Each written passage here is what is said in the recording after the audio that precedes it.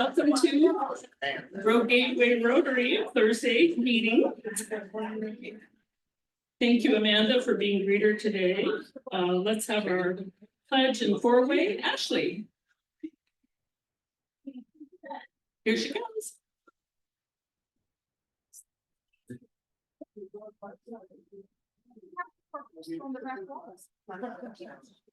Oh, yeah. Okay, please join me for the Pledge of Allegiance. I pledge allegiance to the flag of the United States of America and to the republic for which it stands, one nation, under God, indivisible, with liberty and justice for all. And the four-ways. Number one, is it the truth? Number two, is it fair to all concerned? Number three, will it build goodwill and better friendships? And number four, will it be beneficial to all concerned? Thank you very much. Inspiration, Margaret Bradford. Look at this big crowd, you guys. We're growing. I'm inspiring you.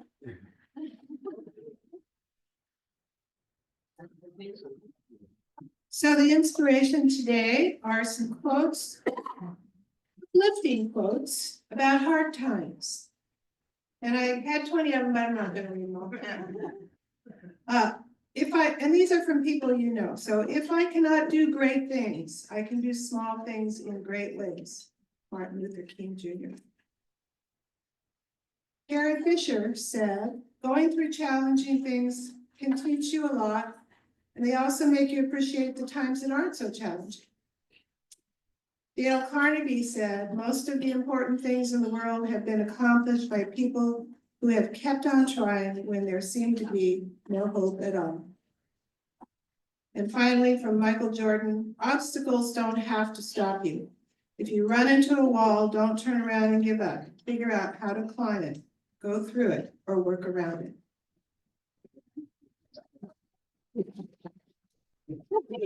Before we introduce guests, I just want to take a minute to acknowledge the tragic air crash in Washington, D.C. And we're sending our best wishes, thoughts, and prayers to all the victims' families. So, okay, we have any visiting Rotarians in the crowd today? Rotarians with guests. Okay, that's Chris Walker over there. Greetings. Welcome. Any other visitors? Again. Brian's here. Welcome. Okay, other guests? All right, let's have people with announcements come line up over here. And I have a couple right up front. Remembering our district conference, we're sponsoring the Friday night event, May 16th. It's a Western theme. And I know for a fact the only person in here ready, squared away with her sequins is Jody McDonald, our resident cowgirl. So the rest of you have 3 months to get your outfit together, your cowboy hat, or whatever it's going to be. Okay. I want to remind you that we do have a fund in the Foundation for Community Art. And I've primarily been one of the donors to that because I like those utility boxes. And we have almost enough to send some money to Grants Pass, City Grants Pass again. Okay, one other thing, Jean Marie, would you come up, please?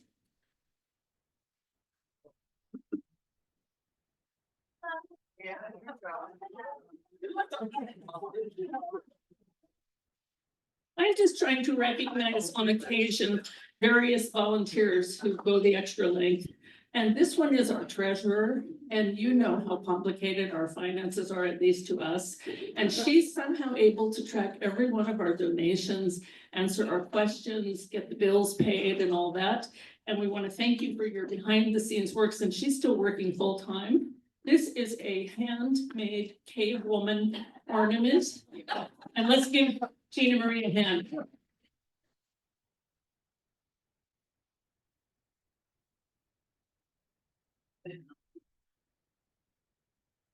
So upcoming in the very near future, the next month, we'll be sending out, I'll send out emails soon, looking for volunteers to help gather signatures for Porch Fest to put the event on. So some of you people that are new, We put on the event called Porch Fest. It's a bunch of bands in town. We closed some streets down. In order to be able to close the streets down, we have to get permission from the neighbors. That's our first task. We walk around and get signatures, giving us permission to close it down. So I'll be sending out emails trying to get people to sign up for those days. It's basically knocking on the door. And then going back to the doors where nobody was home the first time we did it. And it takes about 3 or 4 trips through. So, are you ready for emails?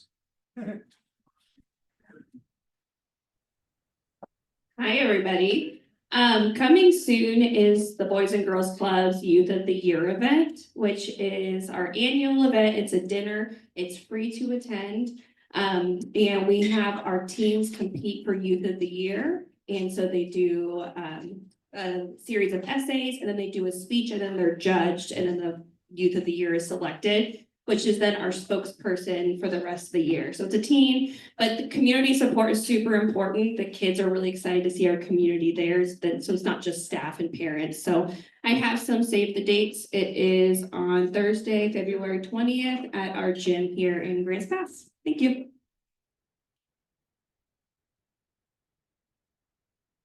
Okay, a quick little, I'm begging, this is a request. So when we are doing our Western night, on the tables for water glasses, we want canning jars.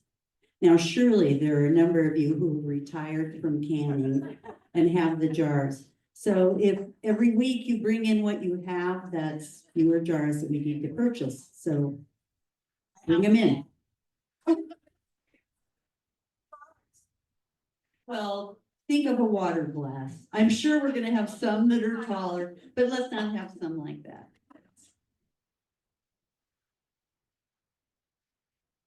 You're begging, according to my most recent information, the United States has pulled out of the World Health Organization, which affects our Polio Plus campaign and affects vaccinations worldwide. So remember, if you're not a member yet of the Polio Plus Society, it means that you donate $100 per year. And we have a special separate sign up for the district Polio Plus Society.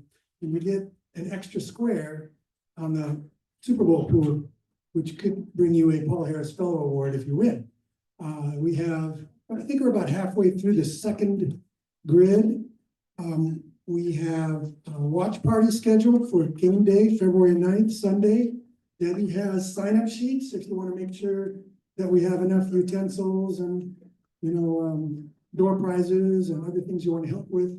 We would appreciate that. It's also wide open to friends and family. So please be there at the Grants Pass Museum of Art. It's doors open at 3 on Sunday the 9th, and the game starts at 3:30. If you don't like football, don't worry. We have special door prizes for the advertisements that come during the game. So that's always a key. Thanks very much. Okay, great. Thanks, everybody. Let's see. Introducing our speaker, Doug Walker. Come on up.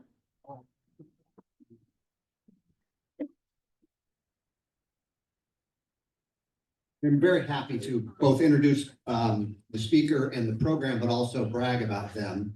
Them is Dawn's Bike Shop. This is Ted. Ted's going to be talking a bit. I don't know anything about Ted's background. I go in there and I get excellent service from them. Either repairing a bike or them telling me, no, you don't need this. Let's just tighten that thing up and it'll work. Numerous times I've done that. So I highly recommend Dawn's Bike, which is on G Street. But they're going to talk today. Ted is going to talk a bit about electronic bikes, e-bikes, battery operated bikes, if any of you are interested in that. It's quite a big world now and it's very confusing. We were looking at them, my wife and Bev and I were looking at them, and we had no idea where to start and how to look at those bikes. And so the idea of having a presentation about that popped up, and they were gracious enough to talk about it with us. So Ted. And there's always a joke there, but I did work it out, but they all go by first names. I think at Bible shops there's no last names, right? So it's Ted, Dawn, Eric, Mike, and somebody else. No last name. I'm Ted Hendrick. So my parents on in. Okay. All right. My name is Ted Hendricks. My parents started the business back in 1996. I started working with them about 12 years ago, and then 4 years ago, they decided it's time to retire. I was fortunate to be able to buy the shop from them and keep it going, keep it in the family. In the time that I've been there, in about the last decade, we've really seen the introduction and advancements of e-bikes in the industry. It's been a really exciting time. They've really transformed to be what we expect to be the future of our industry. But as they've gained in popularity, the amount of offerings out there has grown exponentially. It was initially just a few big bike brands making them, and then it was the motorcycle companies, and then there's a lot of companies that popped up in the last couple of years, plus all the cheaper knockoffs. It's a bit overwhelming when you're shopping, so hope I can help you determine what bike might be best for you. So first off, why might you want an e-bike in the first place? You'll hear the term analog or acoustic a lot, and that's bikes that don't have motors in them. The biggest advantage we've seen to e-bikes is just put more people in the saddle than ever before. It's made biking a lot more accessible to people. People who maybe gave up cycling due to health issues, has gotten them back on the bike, and it's bridged the gap in different riders' abilities for age, weight, fitness, health issues. So my personal experience, people a lot of times don't think I'd be the guy on an e-bike. It used to be, everybody thought it was kind of middle-aged crowd and older, just looking for something a little bit easier. Totally not the case. We all ride them. I ride my e-bike way more than I do my regular bike. And so for me, the big advantage has been, I've been on both ends of the spectrum. When I first started out riding bikes, was not super strong. okay. I looked pretty fit, but I was the slow guy in the pack. So, always trying to push super I hard. stopped pull over at up, my trying to Rotary keep Club up. meeting just because I Especially had to mountain biking, you have a big get long some money climb. and You don't see Oh. anybody, and then you get to the top of the hill. They've my all been name waiting is for 10 squares minutes, on and they're the rested, Super recovered, Bowl and they just pool. go. And you're always chasing, and it's really And, discouraging for a new rider. So, After riding for a few years, got to the opposite end. I was super fit, rode 2 to 4 times a week pretty consistently, super strong climber. and the It was a program little today hard is to be the about guy who's riding with the new the guy who people who sells want to ride a few e-bikes miles an in hour town. He's slower a guy and from a don't want to bike shop, ride but he, half as well, now long. that e-bikes is a I was thing, always happy to do it and kind of that's all share the anybody sport and sells. share the Yeah. passion. Both e-bikes, And, we all are able to ride together. you know, Everybody's working together. We're all able right, to and you still get the ride great together and hold exercise, but conversations. Nobody's here's how waiting for you each other. want to We work see it a out, you lot don't have with to, like you can get up spouses. that hill. Maybe one's more fit, wants to ride further, faster, or it could be father and son. My dad got me Yeah, right that's before the I thing, did. yeah. Getting a little bit slower as he gets older. No, Again, just bridges that gap. The other advantage I've seen is that Oh. the training with any sport, you've got to be pretty consistent. You take a couple weeks off, you start to get out of shape, and it's a bit hard to get back and going. You lose that motivation. With the e-bikes, that's not so much the case. So for me, I was riding a ton until we had kids, and they took the biggest part of my life, and I wouldn't change that at all. But I don't ride nearly as much as I used to. But it doesn't matter if I haven't ridden in 2 weeks or 2 months, I can still hop on, ride with all my friends, and have a great time doing it. The biggest misconception is that you don't get exercise on an e-bike. I would say that can be true, but it's really up to the rider what they're looking for in that ride. If you want to just take it really easy and ride just for fun and pedal lightly, you can do that. At the sacrifice of the more power you're asking from the bike, the less range you're going to get. For me, I do ride for fun, but I also ride for exercise. So if I finish a ride and I feel like I didn't get a workout, I'm usually a little bummed out. So I tend to ride at a fairly low power mode. I don't really strong workout, but I have that power there if I need it. If I get tired, if the hill gets too steep, and it lets me put in a lot longer rides than I typically would. So like we just did Spence Mountain now in Klamath Falls. It's a pretty tough ride. It's about a 5.5 mile climb through some pretty rocky terrain. Without the e-bike, I probably would have gotten to the top. It would have been a struggle, and then I would have been done and turned around and came back. But we were all on e-bikes. So we were able to ride up both sides, up and back, and put in about double the mileage. Same thing down to the road. It's probably my favorite trail system. It's a tough climb, but I get about twice as many miles on the e-bike as I do otherwise. So I'm still getting that good workout, but it's a bit yeah, different. It's I a know lower it's too early intensity and all, but workout. yeah, that's That what can be I really think great for too. people with health Yeah, issues. there's a You little don't have to bit get your that heart rate quite as high. shower.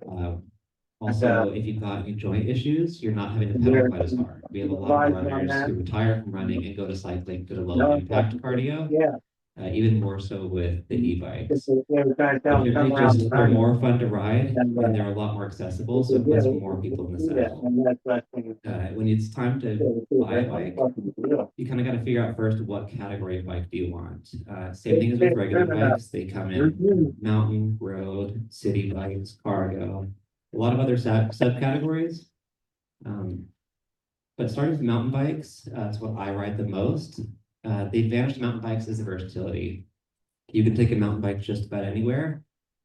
Much harder to take a road bike on the mountain. So if you want one bike to do it all, mountain bike's usually your best bet. They also can be a more comfortable bike because of all the extra suspension, really soft ride, kind of like a Cadillac. Where the road bikes, also performance oriented, they tend to be the lightest weight bikes you can get. They are efficient because of the weight of the bike, the smaller, higher pressure tires, and the seating position, you're more aerodynamic. So if you're trying to do big, long rides, like ride the road, bikes and brews, cycle Oregon, where you're maybe putting in 60, 70-mile days, easier to get that range on a road bike.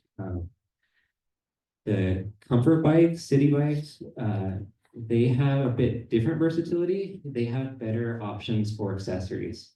The road and mountain bikes are definitely more performance focused.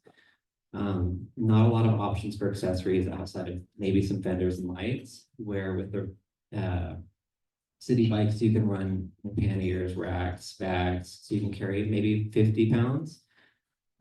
What makes them a more comfortable bike is largely the seating position. They're less focused on the performance and the aerodynamics and more focused on comfort. So you're sitting more upright, less strain on your wrists, shoulders, neck, back. Softer seats that are larger, that's really easy to swap between bikes, but it's coming stock on these bikes. Step-through frames you typically won't find on the road and the mountain bikes, but step-through frames really easy to get on and off the bike, especially if you have any sort of hip mobility. It can be hard to throw your leg up and over the seat. And then cargo bikes, the most versatile option for carrying weight. Where on the other bikes, you're maybe carrying about 50 pounds. Cargo bikes, depending on the size, anywhere between about 400 and 500 pounds between rider and cargo, depending on how you displace that weight. So I have one I ride my daughters around, but a lot of people use them for groceries, pets, camping gear, fishing, surfing, you name it. There's a lot of accessory options. There are some other bikes you typically won't find in a bike store. So things like hunting bikes for going off trail where the trails aren't as groomed and maintained. Folding bikes, if you don't have a lot of storage space in your garage or in the vehicle you're carrying it in, they're a bit of a hassle to fold every time you want to ride it, but much smaller package when folded. Tricycles, if you have concerns about balance, being on 3 wheels, you're a lot more stable. You're going to give up some of that performance in terms of top speed and range, but it gets a lot more people on bikes. If you do want the tricycles, but want to have that higher top speed, higher range, recumbents. They come in 2 or 3 wheel varieties, but get you low to the ground, so you're a lot more stable at speeds. You can take corners quicker, you're more aerodynamic. For some people, it's the only bike they can ride because of hip or back issues. It puts you in a different seating position, takes strain off certain joints. Other people find they're really hard to ride because they're so low to the ground, they're hard to get on and off. So really want to try one before you buy one, if you can. Once you decide the kind of bike you want, then you're going to get some other niche categories. So like full power and lightweight. I've owned both these bikes. They look pretty similar, but they ride quite a bit differently. 95% of people, I'd say, go for the full power bike. Even if you're not using that range and the extra power, it's there if you want it. For me, I found that I was riding at pretty low power levels, trying to get a better workout. So I'd finish a ride with maybe 70, 80% battery left, only using about 25, 30% of the power I had. So I was able to get a lighter weight bike and cut down on the weight I'm carrying and get a bike that feels more like a traditional bike. For me, that's a more fun, playful bike to ride. But most people prefer at least having the option for range and access and power. With the lightweight ones, you can usually get a range extender if you want to get a little bit of range back into the bike, but you're adding a bit more weight back in. Going to a lightweight bike saves usually about 10 pounds. Most people don't complain about the weight when they're riding it. They're balanced really well, they're easy to ride, but the lighter weight bikes are easier to get on and off your rack, which can be a challenge for some people getting onto your car. Kind of an idea of what price and weight you might be looking at with the mountain bikes, typically about 6,000 and up. You can get into a lower entry price mountain bike for about 3,000, but you're not going to get that full suspension, so it's not quite as capable as a full suspension, not quite as comfortable.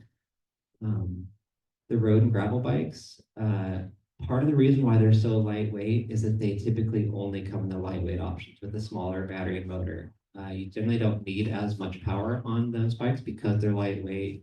You're not climbing quite as crazy of hills as you are on a mountain. You're not carrying all the cargo weight. So they're trying to give you that lightweight bike. The city bikes start at about 3,000. That's another big seller for us. Part of the reason you're going to see they weigh a little bit more is because they're going to come equipped with fenders, lights, and racks typically. So that's adding 5 to 10 pounds to a bike. Cargo bikes, same kind of price range, go up in price, or sorry, go up in weight. Much sturdier frames to handle all the extra weight that you might be carrying.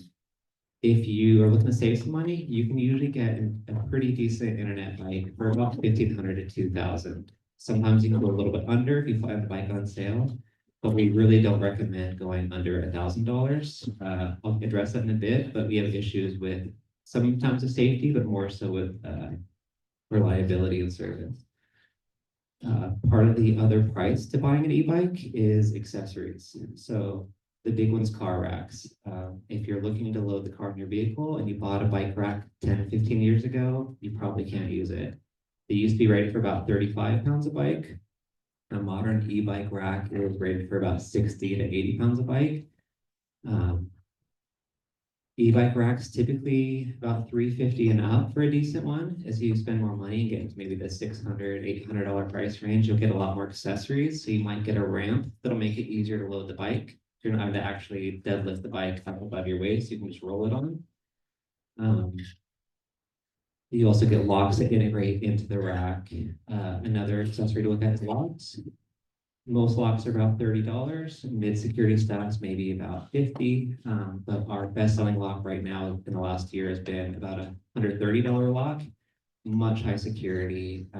If people know what e-bikes are now, and so they're a fairly sought-after item for thieves. They're worth a lot of money, so it might be worth upgrading the security of the lock. If you're looking at a cargo bike, the accessories for that, if you're looking to carry kids or a ton of cargo, that can be fairly expensive. You can spend hundreds on cargo. But if you're getting a nice bike, don't skip out on the accessories, particularly the rack. We had a couple recently get some pretty nice e-bikes. They got a rack off Amazon for $150. It said it was rated for 100 pounds per bike. Their bikes were 50 pounds a bike, so it should have been super easy. First ride out, and it broke on the freeway and destroyed both bikes. So don't skip on the accessories. Then there's just general bike accessories. These are optional. A lot of people who riding already have them, but it's something you may consider in the price. Helmets are definitely recommended, but apparel, water storage, tools, so you can be self-sufficient on the road.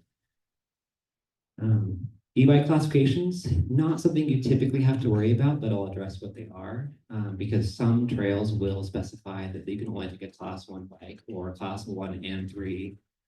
So class 1, pedal assist only, up to 20 miles an hour. Class 2, that's what most of the bikes from the internet are going to be. They do have a throttle. They still are only supposed to go 20 miles an hour. Where class 3 has that higher top speed of 28 miles an hour, will typically not have a throttle though. The only bike we sell that's class 3 with a throttle optional is the cargo bikes. Because those bikes are so heavy and the cargo so heavy, it can be nice to have that throttle to get you going. And once you have your momentum going, you can see your pedal. There's a lot of internet bikes that don't adhere to these. They go 35 or 50 miles an hour. You're in a gray area there legally. They don't follow the national regulations for e-bikes. They're technically considered a motorcycle. Just be intelligent in the way you ride them. Don't try to cruise down 6th Street at 50 miles an hour because you can. As long as you're riding cordially, it shouldn't be much of an issue. Same thing with these trails. Just be nice to people around you, kind of keep it under the recommended speed limit, and you should be all right. But there are some places that are pretty strict. So in Sun River, pretty strict on 20 mile or the class 1 bikes. Bend doesn't allow e-bikes at all at their mountain bike park, but most other places in our state are super accepting of e-bikes. We're seeing that become more and more common, that they're allowed just about anywhere, but not so much like a Suron, if you're familiar, is really an electric dirt bike, not a bicycle. So those get into a gray area. So as you look at different price ranges, what are you getting? Weight is a bit of it. As you go up in the quality, you might get a lighter weight frame and components, but the bigger ones are the motor and the battery. So like our $3,000 city bike, it's really popular. As you go up the price a bit, you get a little bit more powerful motor, which can be a little bit more helpful on really steep climbs, but most people don't always need that extra power. As the battery gets bigger, you get better range per charge. The biggest cost why our bikes can be so much more expensive than the internet bikes is the batteries. So replacement bikes for internet bikes might only be a few $100s. Ours are $1,000 to $1,300 if you pay full price. And it's partly because of the range you'll get out of the charge. It's more so to do with the life of the battery. So they're lithium-ion batteries, just like your phone. The more times you charge it, the shorter life that charge has. So like a new phone, you might charge every couple days. After a few years, you're charging it every day, or maybe it's not even making it through a full day. We see that a lot with the cheaper batteries.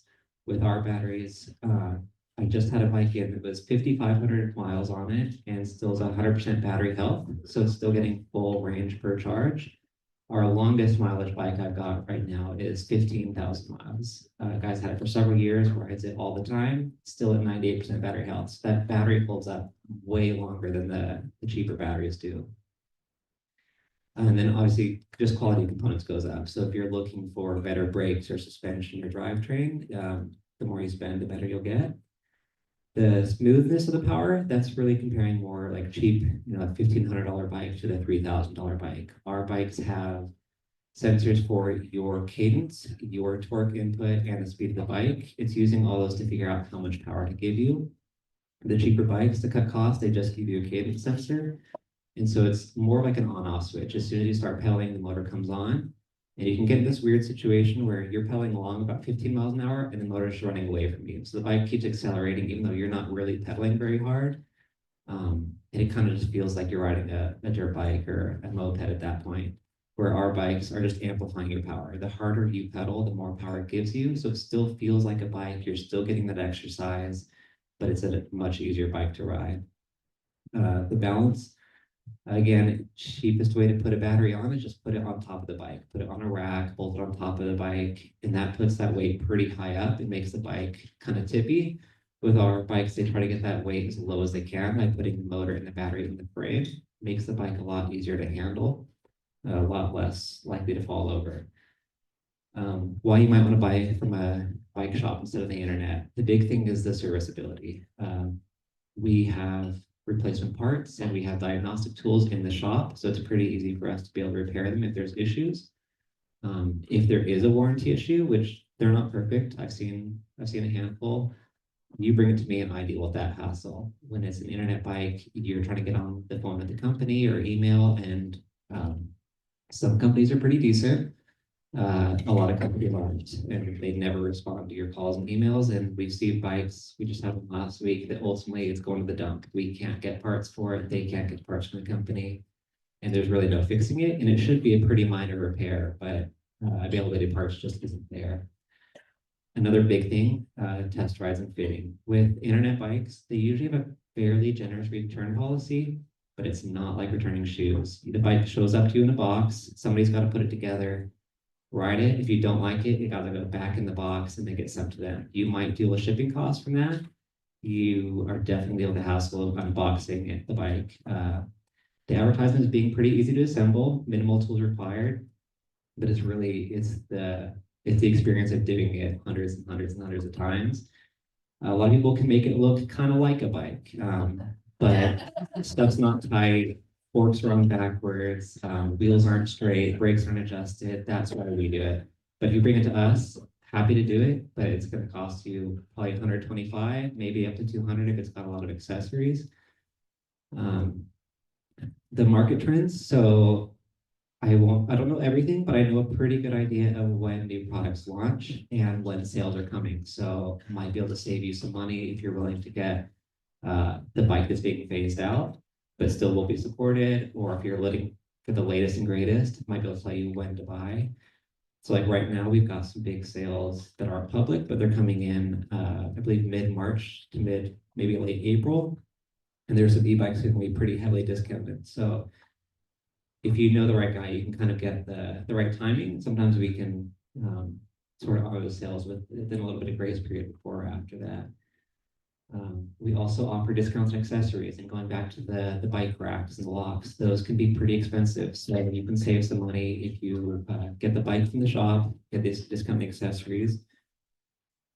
Even if you don't buy the bike from us, no hard feelings. We're just happy to see people on bikes and have people that we get to ride with. So still come in.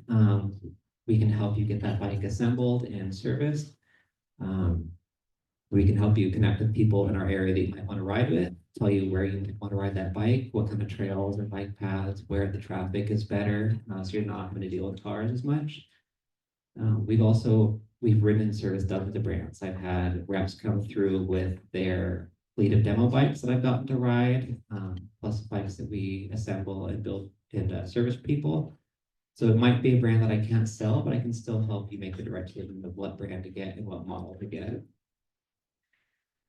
If you do buy a bike off the internet, there's some things you want to be careful of, and it's why we don't recommend spending under $1,000. The big one is availability of parts, and just general safety issues they may have. It's why don't just go what the manufacturer tells you. Spend some time on forums and see what people who actually own that bike are saying. See what kind of issues they may have had with customer service or with parts that may be broke. Again, we've had these bikes that we just can't repair because they're not a bike standard part and we can't get them. Battery recalls, may have heard recently there's the Josephine County transportation bus that burned down while it was charging.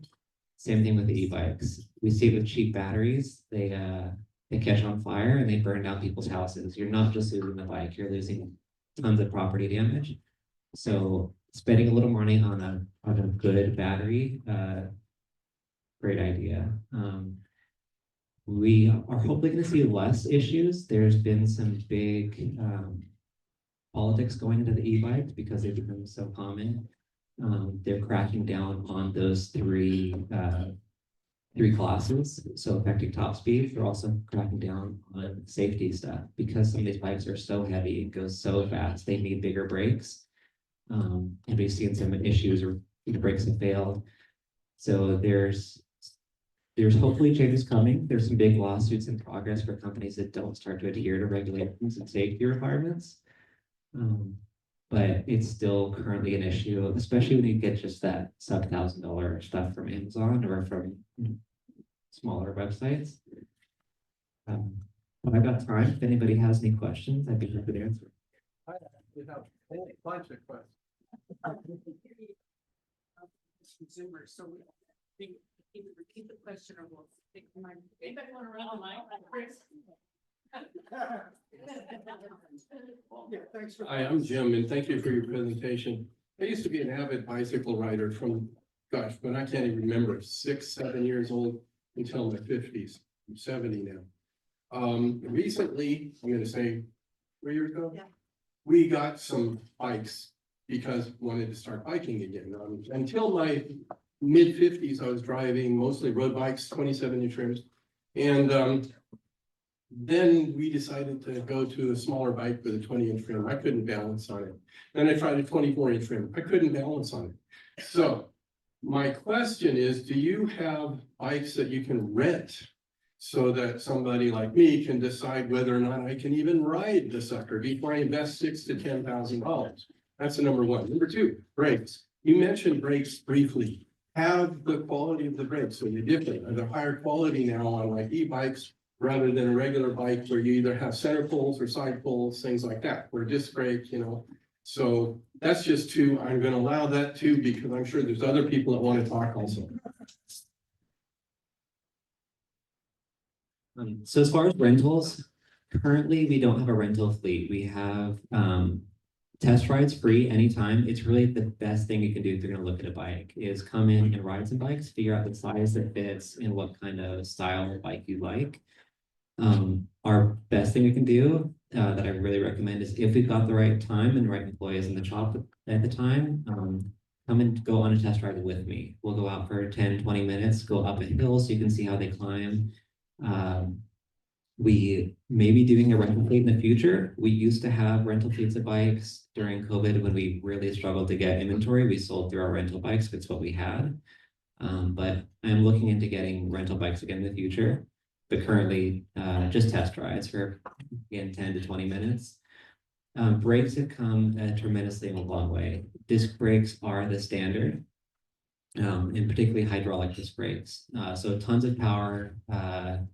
The lifespan of the brakes is a lot longer with the old like rim style V brakes, cantilevers, because they're wearing onto the wheels, especially if you get any granite in them, like for the mountain bike trails, they'd actually file all the way through your wheels. So you'd replace wheels over time if you put on enough miles. Now you're replacing pads and eventually rotors.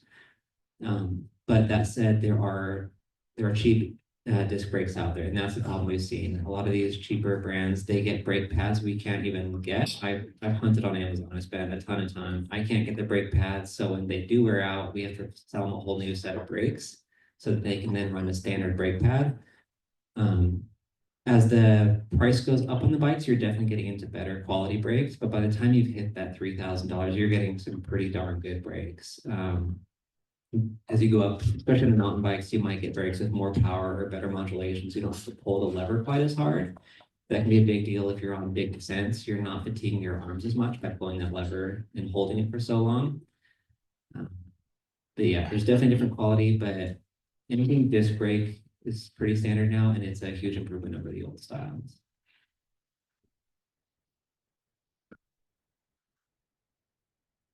First, I wanted to say something about the brakes. I upgraded to a jumper. It's still pedal, but with the newer pedal brakes, and there was a learning curve not to throw myself off the front. So yeah, they are more than adequate now. You know, my only question was just a request if all the folks riding their e-bikes up mountain road could at least pretend to be huffing and puffing when they blow by me. And we see that a lot. We see people riding just, downtown and they're cruising along at 25 miles an hour and not pedaling, and that's the throttle bikes. But yeah, we see a lot just with people riding. It's so much easier to ride. It's a more enjoyable experience, and you're not out of breath all the time. So you can talk to the people you're riding with. Good question.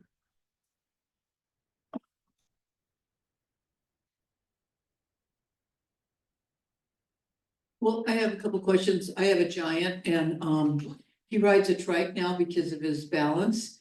And it's probably 10 years old, maybe. Can you repair that? Can you, it came from a bike shop. I don't know where, but one. Okay, so you can repair it? Yeah, we work on everything. Oh, sorry. So yeah, we still work on everything, be it e-bike or not, regardless of brand. We don't care where you got it from. We just want to keep people on their bike, getting the best experience they can. So we can still service anything. It kind of does bring up the serviceability again of cheaper e-bikes. So we see a lot of people who really ride their e-bikes and do a lot of commuting on them. If you get that, like $1,500 bike and ride it a ton, after a few years, stuff just doesn't work as well. It's harder to get it adjusted back to where it used to be. Stuff starts to feel a little bit loose and rickety, where the higher bikes hold up a lot better over time. The other thing I forgot to mention is you might see there's options to convert your bike. If you have a bike that you really love and want to make it an e-bike, that is an option. But I will say it's never as good as getting a real e-bike that's actually designed around that battery and the motor to take all the extra load. The frames are just built stronger, but it is an option if you really have a bike you love. You just aren't gonna get quite as good of range or power, and the bike won't be quite as stable, but it's something to consider. One more question.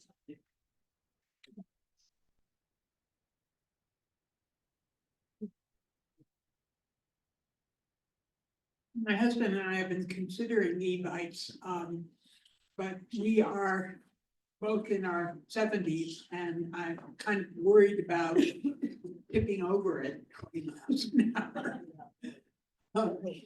Is there any particular type of bike that you would recommend for those of us who are maybe a little tippy?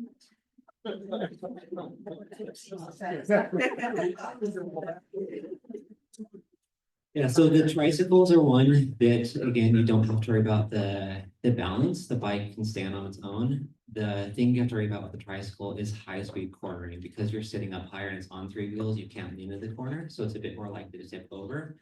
You just have to learn to ride a bit slower as you're cornering. Straight line speed, they're all right.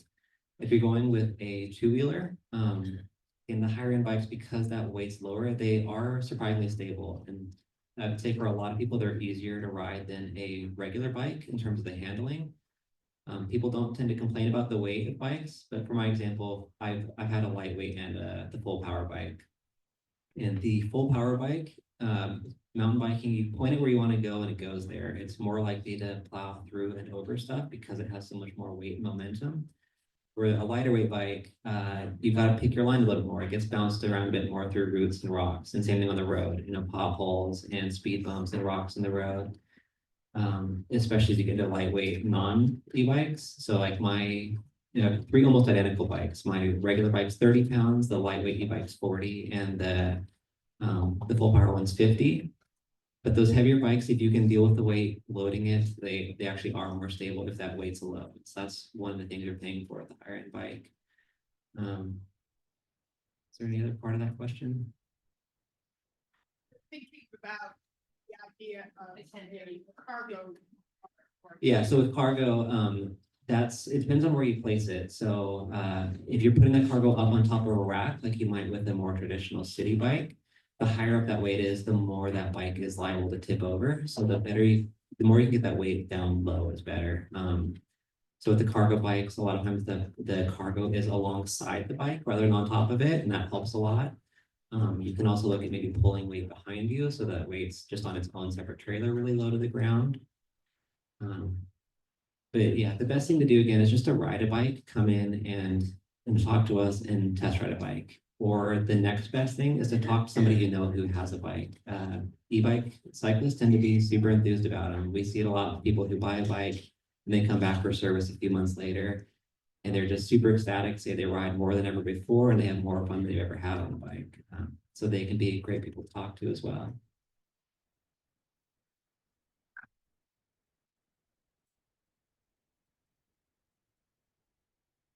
I want to thank Ted for that very interesting presentation. Thanks for the time and energy you put into that and sharing that with us. Personally, my favorite programs at Rotary are always about business and local business. And thank you for coming back to the area. And I hope you get a lot of business from all of us.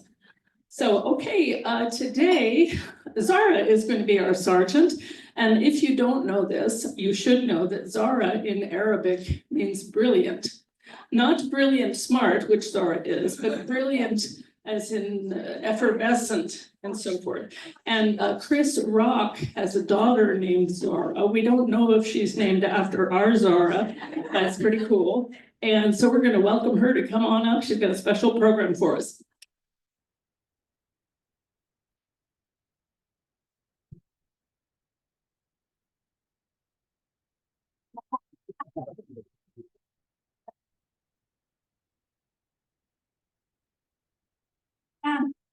Good afternoon. My name is Zara, as you heard. And today we're going to do a little different approach of these surgery moms. I do have a day in history, but we'll only do that after the happy bucks. So today is a special day because we are celebrating with Ashley, who is expecting a baby next month. She already She already has 2 boys, and her next bundle of joy will be a girl. Yeah. So congratulations to you and your family and your husband. What a lucky little girl coming to, in a home with 2 brothers who are going to love her and tease her and make her laugh, and probably they will have a lot of fun till when they are over 70. You know, I do with my brother. So, I have 5 sisters, so, and 1 brother who is really, 2 brothers, but one of them who is always teasing and making fun of whatever we say. And maybe we're getting old, I don't know. Anyway, so as I said, today we're going to start with Happy Bucks and ask you all to share your happy memories of babies or whatever you like.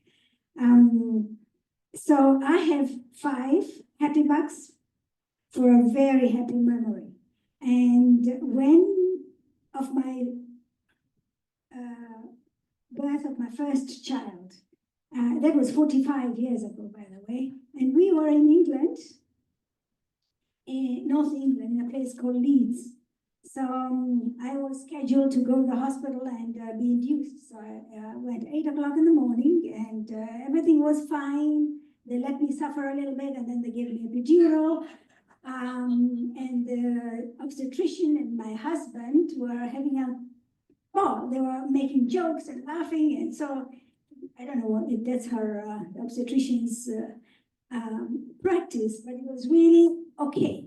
And for me, I was just sitting there and doing what I'm doing. The time passed so quickly, and 1 o'clock the baby was born. And after that, I was given a private room. I suppose my husband was a physician in that hospital.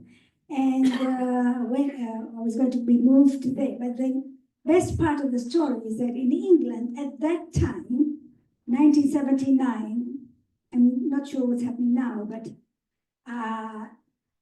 mothers were getting their first baby were admitted for 10 days.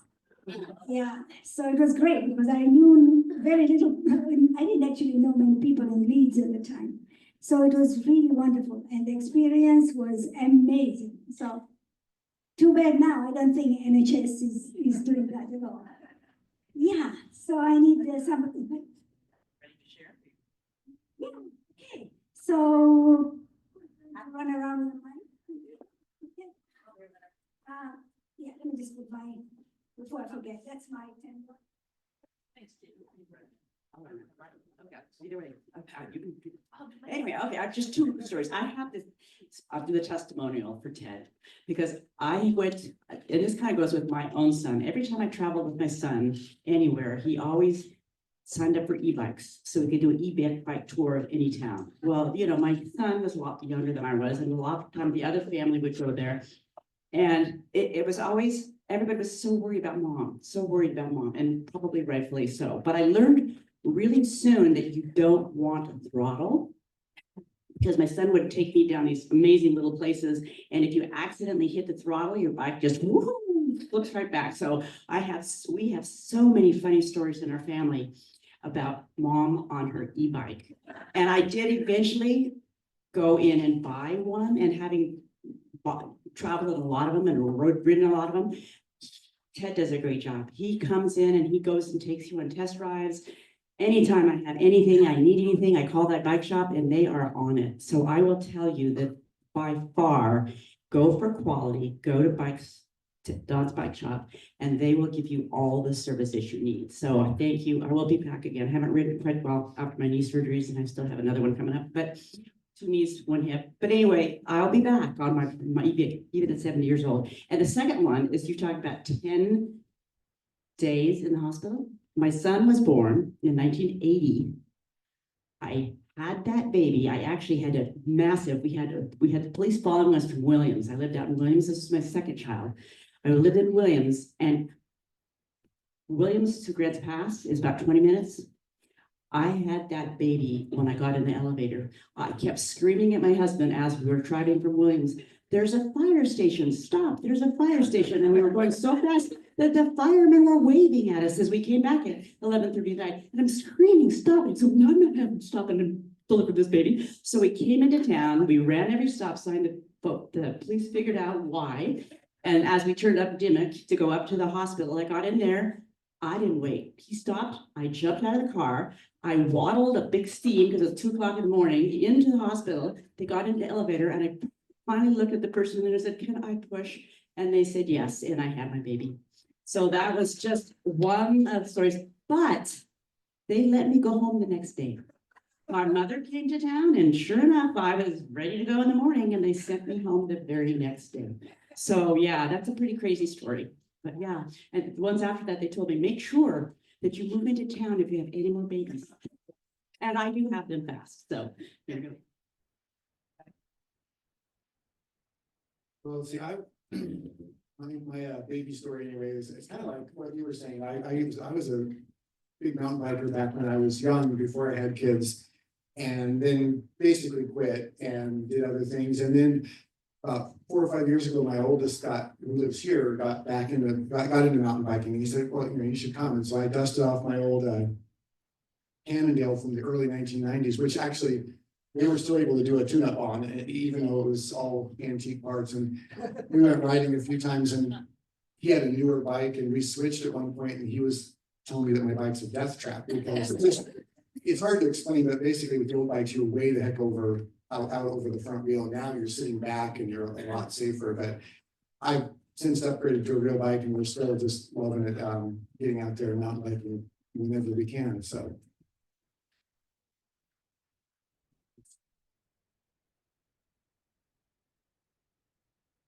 Well, my story is about this baby. I was adopted by her family, and her mom is older than me, so she's my older sister, but we hadn't met yet.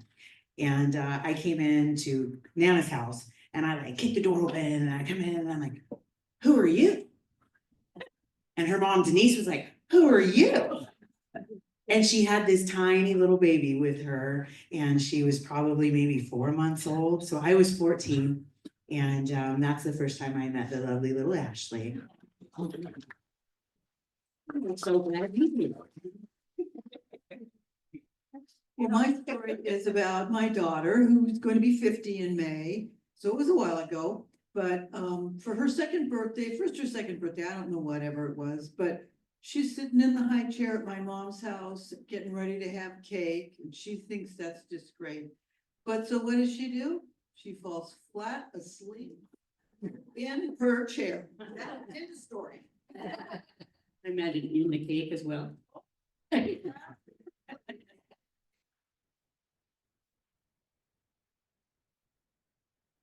I am going to give a couple humiliate my husband dollars for when I had Calvin. I was induced pretty early and I had a really long labor, and I finally got an epidural and I went to sleep and I woke up in the middle of the night and I'm like, oh, it's time to push. They checked me all out and did all that stuff. And my husband had also been sleeping, and so he woke up and I said, it's time to push, have a baby. And he gets up, he's like, I'll go brush my teeth first. I'll be right back. I think it was like not sure what to do. So he brushed his teeth, so he had good breath when Calvin was born. So good first impression, I guess. I have a funny story about my third birth, which is actually my second husband, but in my third birth, he went to park the car and he missed the birth. So that is, until I had my fourth one, which was 9 pounds and 3 ounces, that was a little tougher, but up until that time, that's how fast it happened. We're having labor stories or cute kid stories, but I have a lot of cute kid stories about Chris. But the labor story was I was in labor for a long time, and he was in the wrong position. And my sister, who never had a child or never saw anything like this, she was in the corner of the room watching. And she was watching me in pain, and she told the doctor, she said, I think there's other options here. So I think, got the doctor to say, okay, cesarean time. Yes. Time to do something. We've got 3 more minutes. Any more happy bucks? Okay. I know. Just one quick thing, just remember to do your happy bucks. We're way behind on happy bucks this year. I'm not sure what's happening, but if you want to donate, please remember to put your money on the table, and thank you. Yeah, there is a basket going around, I don't know. Yeah, so today is, January 30th, is a National Croissant Day. Okay, so go ahead and yours, yeah, or eat. Another thing is also a National Escape Day, which encourages people to take a break from the routines and find a way to escape their everyday stresses, whether through a mini vacation or trying a new hobby. But the best one is, today was the January 30th, 1969, the Beatles gave their final public performance on the rooftop of the Apple Corps headquarters in central London. So they went up to the rooftop and started playing. They played for 42 minutes till the policemen came up and said, okay, calm it down. And so I have a Beatles songs that we can play while, oh, by the way, I have cake, and I think Debbie, are you bringing some? Okay, we'll have cake and play Beatles songs. Okay, let's go. Thank you, Zora, that was great, and let's just wrap up the meeting. She does have cupcakes up here, and we have a gift also for Ashley. And we're gonna do cards. Okay, let's draw a card, our speaker. Thank you, Zora.